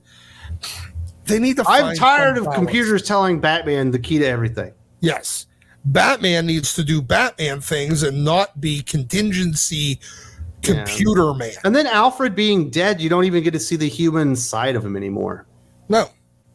And and honestly, once again, him having wards was fine because you'd get momentary dad man instead of just Batman, but sometimes he'd treat him like, hey, you're my partner. Whereas this is the one major problem with introducing Damian Wayne. He can never not just be dad man with him. Yeah. Jerome also wants to know, is Roy Thomas the most underrated creator in comic book history? Look at all the characters he created, and is it because he followed Stan on most books? I think that's a valid argument. I would say yes. He's not even close to like he is the most underrated creator in comic history. He deserves to be on the Mount Rushmore. Nobody puts him in the conversation. Yeah, and because of his proximity to Stan, and him being, honestly, I think he's Stan's looked right-hand man. He's looked at as Stan's right hand man. He's almost as good. He's the follow-up. He's the sloppy seconds to Stan. I feel like that's the way a lot of people look at, Lobdell to Claremont. Taken on his own, very, very good, very serviceable, but because he followed the icon, is looked down upon and unfairly overlooked. And I feel Roy Thomas is right there. He's unfairly overlooked as a result because he always followed Stan. I think putting Scott Lobdell and Roy Thomas's league is unfair. You understand my point. I get what you're saying. But he should be up there with all of those guys. Yeah. Although, in fairness, Scott did create a shit ton of stuff for X-Men, like the Phalanx and all that stuff. He added all of that in. He fleshed out all the things that I'll give Lobdell respect, Hey, he was the first guy that tried to fix Wally West after Tom King destroyed it. And he did a yeoman's job on it. Then Scott Snyder fucked him over. Yes. Like usual. It was weird that he was just acting like Wally West and the chair thing was nothing, where he basically became Dr. Manhattan. Yeah. That was weird. But yeah, Roy Thomas is just absolutely fantastic. And, he's one of the guys out there that's really trying to save comic books and save the history behind comic books. And, people will probably appreciate him when he's gone, but people should appreciate him now because he's still here. Yeah, I think until somebody, puts out kind of, a bunch of post-death um, basically biographies and starts cataloging all of his achievements, I think most people are just, it's going to take until then before somebody's actually going to make the argument that he really does deserve a lot more appreciation for the comic industry, from the comic industry and from the comic reading audience than he gets. But it's not going to happen until after he's dead. And so the first big like mainstream property that really had like an enormous crossover into comics was Star Wars. Mm-hmm. And certainly we saw it all through the 80s. Like you would, and want to introduce a cartoon and you always do, or I'm sorry, a line of toys and you always do a comic book, whether it be Transformers, G.I. Joe and all that kind of stuff. Yep. Roy Thomas is the one that said we need to make this comic book when they approached him about doing Star Wars. Absolutely. Like he had a good business sense too. Yeah, he did. Roy always, I think he was even a better judge of what was commercially viable than even Stan had. Mm-hmm. He had a little more data to work with too. So, I mean, but he absolutely, I don't think there was anything that Roy ever really touched that wasn't commercially successful. I think the only thing he wasn't able to at least maintain, if not save, was X-Men. He wasn't able to make that a perennial top seller. Well, nobody did until Claremont. Exactly. Until Len Wein and Chris Claremont, they were the ones that managed to figure out the formula there. But Roy did a really good job on his stuff, because even Steranko wasn't able to do it. Yeah. This is the next question from Ross Wolf. Alternate dimensions multiverses, are they bad for storytelling in comics? How do you keep them from getting out of hand? Yes, they're bad. They're good, though. They offer opportunities to say something about a character, but they always get out of hand. That's the problem. Yes. And no one ever knows when to stop.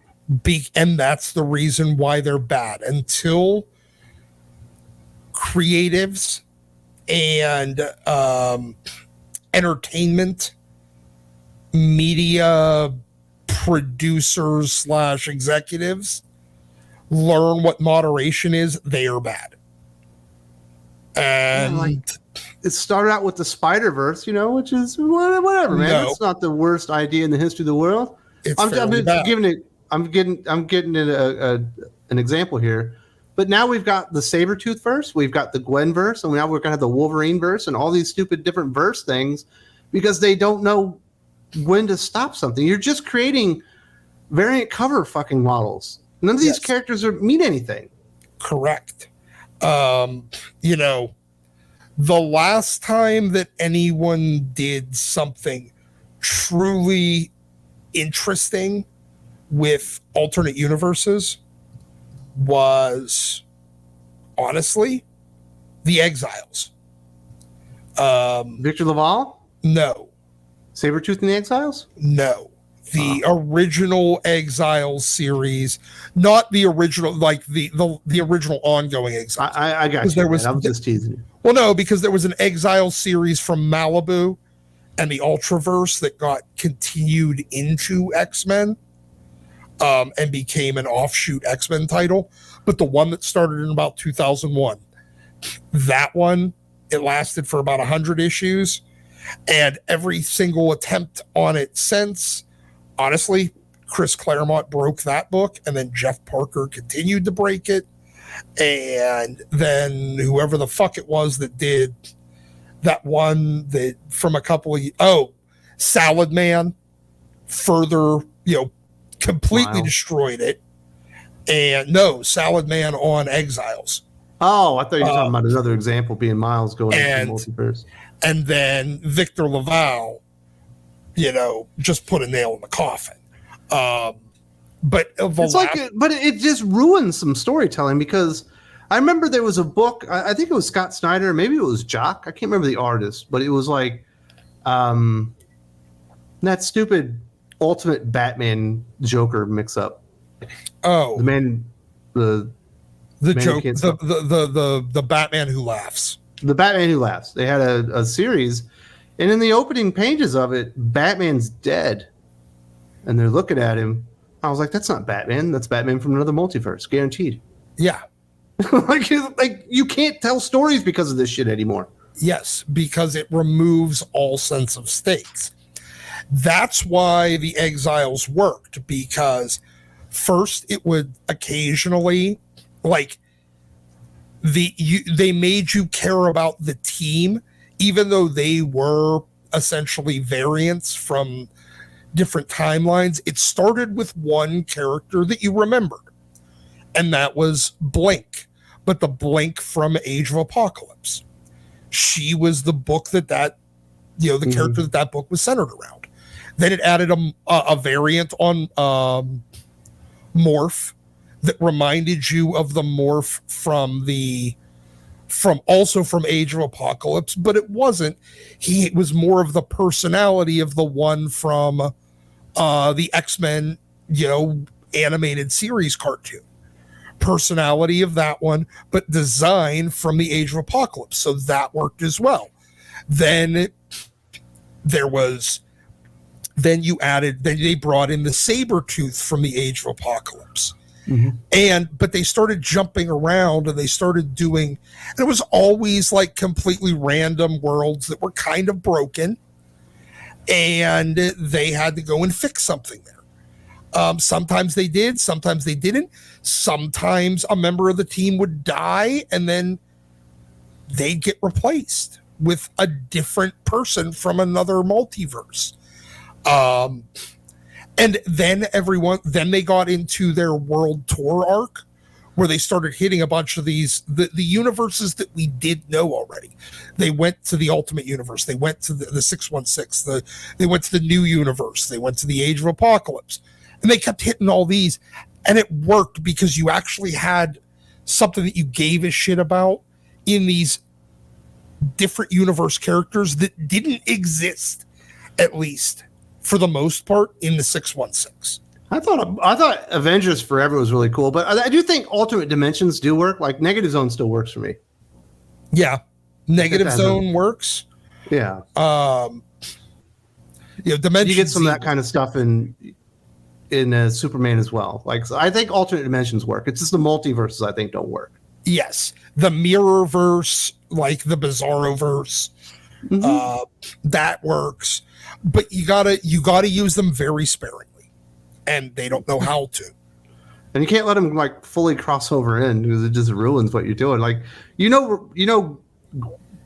Spider-Gwen is going to be in the 616 in 2024, right? Oh, I know. Like, why? Are there not enough fucking Spider-Men in Marvel Comics proper? No, there aren't at this point, because they only have 100. They only have 100, and there's at least 74 other gender identities and racial identities and sexualities that they haven't mixed and matched yet.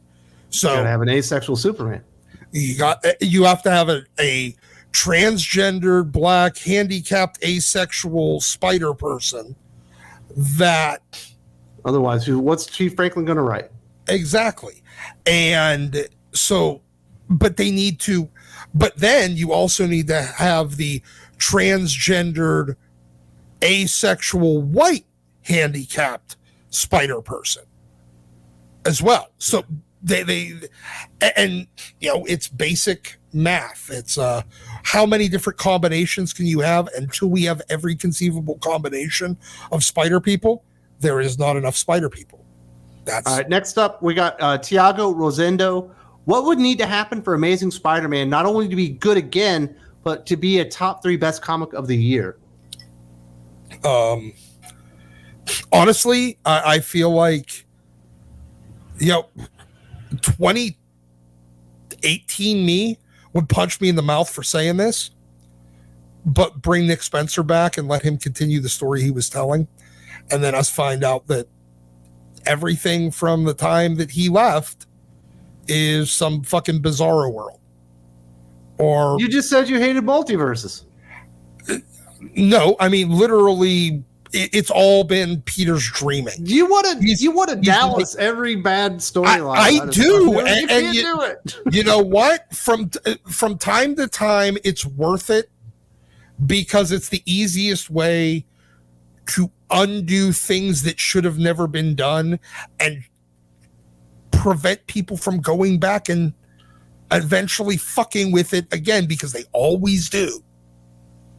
Yeah, you got to get rid of the creative team. Zeb Wells just did not work on Amazing Spider-Man. Nope. And I still appreciate JR. No, John Romita Jr. I like him. But man, his art just isn't there anymore. Patrick Gleason isn't doing anything. He should be the main guy on ASM or McGinnis or somebody. Because that's your flagship. Yes, that's your flagship book. You need to have one of those artists on it. I would not want to swap them out. But hey, if you were doing Patrick Gleason a story arc and then Ed McGinnis a story arc, and that's the way it went for a few years, that would be fine. But you have to get a writer on it. I would have said, Chip Zdarsky after the Spectacular Spider-Man, but he's not writing anything good right now. There's like, it's almost like there's no writers that they have access to that I think I would even trust at this point. No, there really isn't. There isn't currently at Marvel. That's why I say the last time we had at least something going in the right direction was when Nick Spencer was there. Again, I'm perfectly fine with going the last known good, and that was last known good. The Beyond era. Gleason was the artist that time. Yeah, the Beyond era was bad. The Zeb Wells era is bad. So you revert to last known good, which was Spencer. Yeah. But it needs to happen, though. It's important. Yeah, it really does, because if ASM can't be a throwaway book. No, it can't. It has to be the main and the most important Spider-Man title. And Spider-Man, what did the guy call it in that retailer summit? It needs to be a parking lot book. Yes.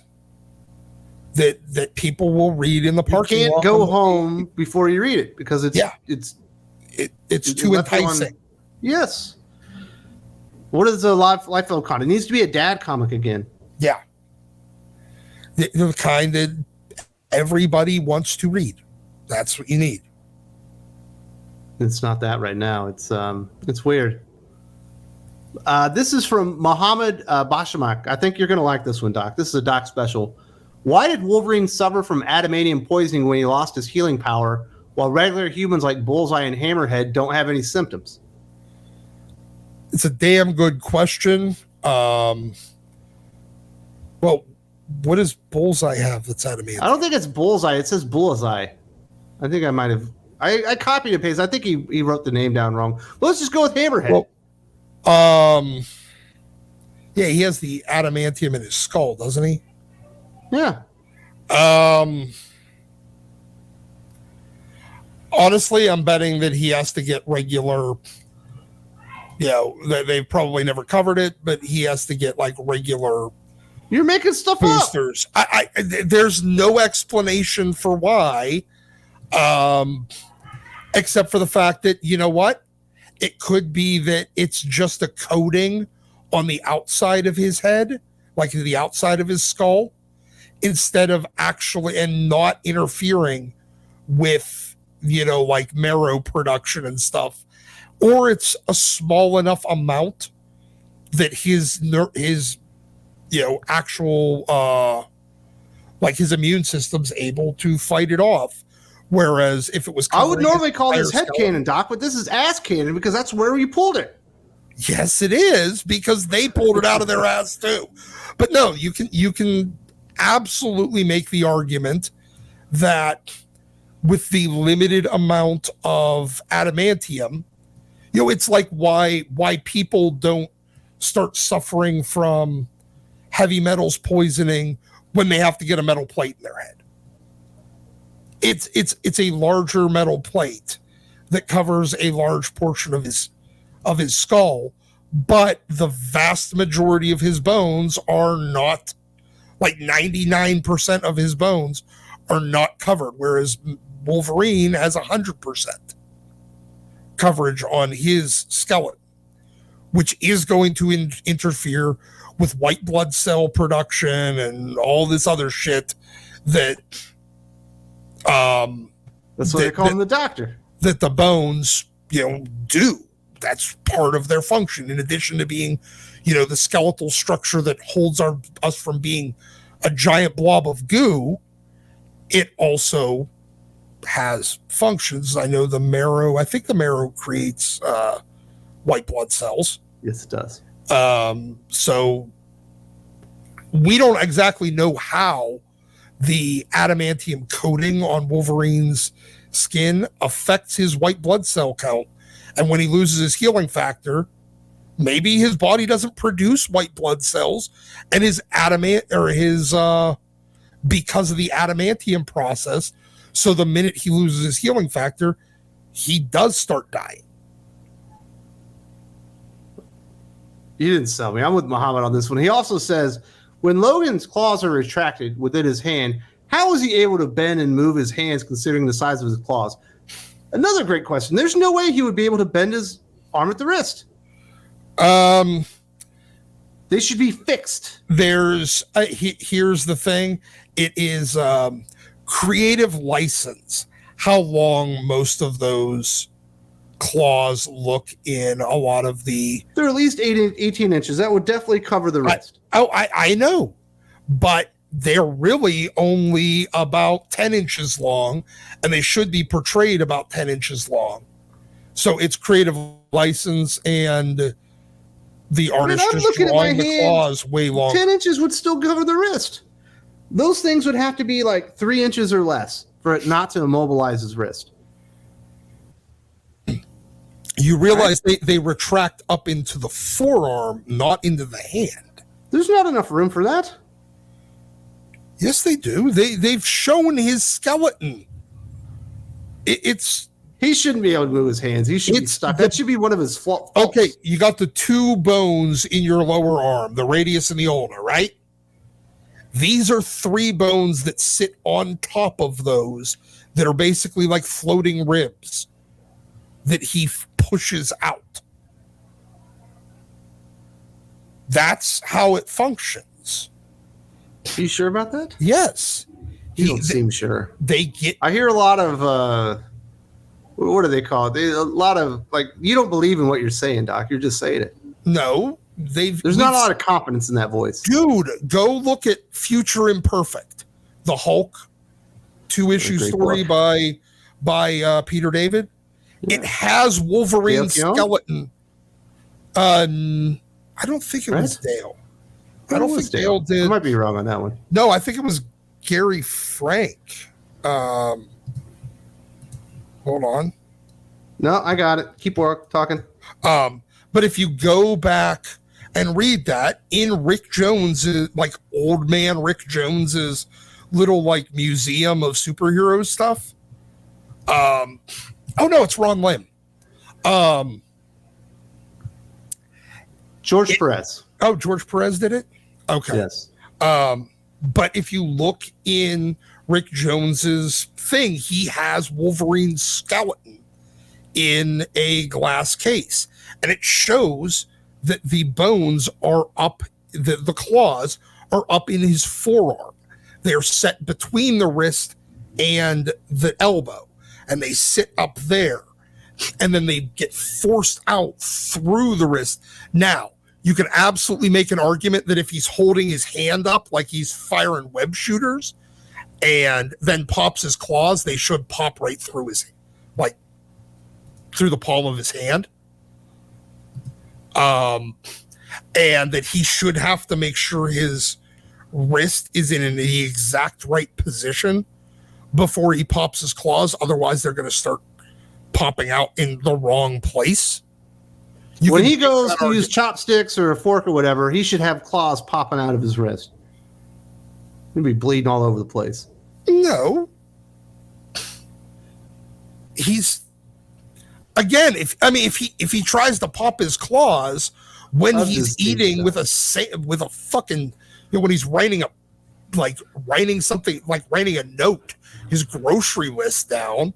If he tries to pop his claws then yeah, it'll pop right through the middle of his fucking hand.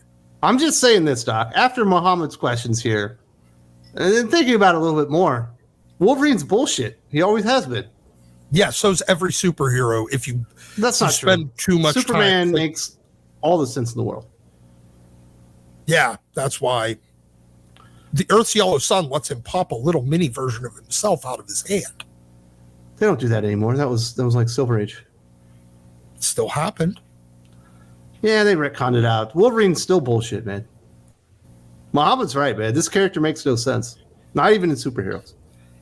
His claws are stored in his forearms. All right, Doc. This is the last question that we'll get to. You want this one? Yep. Mr. Jason says, did Image Comics start to decline for comics by upping the price? Did we really need the fine paper for coloring when manga is just on newsprint without color? They said it proudly then that their comics were for 30-year-olds. They obliterated comics catered for kids via price and stories. Kids who didn't buy then wouldn't care now as adults. It was 20 cents more than the premium, the top end books that Marvel was producing. Marvel had a couple of But they were also producing comic books specifically not for kids. I understand that. Lost a generation there. I do understand that. And Marvel and DC followed in kind. They did. Look, I'm not saying that Image is. I'm saying that you're oversimplifying it by saying that it like priced out children. $1.50 versus $1.95 isn't that big of a deal. Like you and I, because we're adults. When you're five, you only get $1.50. I understand that, but $1.50, and I think Marvel had a couple of books already at $1.75 by that point. So $1.75 to $1.95 is really, and Spawn #1 was $1.95.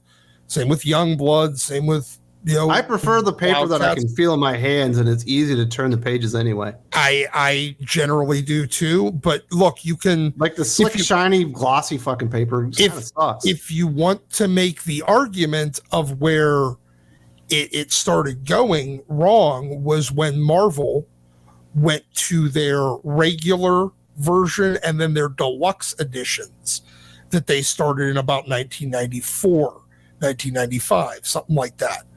And that's you can't bring yourself to blame Jim Lee, Rob Liefeld, for the downfall of comics. I'm not. They started the ball rolling. They absolutely started the ball rolling, and I do not disagree with that in one iota. But Marvel decided that they would test that and to see whether or not there was a greater demand for the high quality paper. And they did it by releasing the regular version and the deluxe edition. And the regular edition still had the newsprint. The deluxe edition had the glossy pages. And they were, I think, 30 cents different, 35 cents different, something like that. And I don't know if it was this. I mean, it's definitely the stores. The stores ordered more heavily on the deluxe editions because they would make more money. Yes, but except for not really. It's like offering the same product, except you'll make more money selling the one. Of course, you're going to order the one that will sell more and make more money per sale. I understand, but they also were paying more money. But you still get, you get a few extra cents. Yes, per sale. But they were. My point is. Yeah, and that the stores are incentivized to push the more expensive product. Yes, and they're still incentivized. They're disincentivized to want a comic industry to start selling a cheaper product. Well, yeah, unless they could get it out in mass and really drive stuff. But a lot of these stores probably couldn't handle that kind of demand anymore because they're so small. Yeah, they couldn't handle the demand. They couldn't handle the volume capacity to hold it. Yeah, they look, honestly, if you think about it, stores would really like to be in the car dealership business where you might not sell a car every day, but when you do, you make, $10,000, $15,000. So if you're selling, incentive wise, the stores have an interest in wanting, theoretically, they would have a more vested interest in going down the line that Marvel is going towards, towards that inevitable end result of single copies of books selling for, $30,000, $50,000 to one person, except for there can only be one store that's selling those. And they just think that they're going to be. And Image Comics started and made all this happen. Image absolutely started the ball rolling. But then again, if we go back even further, we can look at Marvel doing it in the 70s when they started doing their, the 30-cent and the 35-cent variants for books, where, the 30-cent variants were all in the Kansas City market, where for 3 months, they increased the price from a 25-cent book that was for sale for 25 cents everywhere else, and in the Kansas City market had a 30-cent sticker, price sticker up in the upper corner, and to see whether or not it would affect, unit volume. So now you're blaming the great people of Kansas City and the great state of Missouri for not rejecting.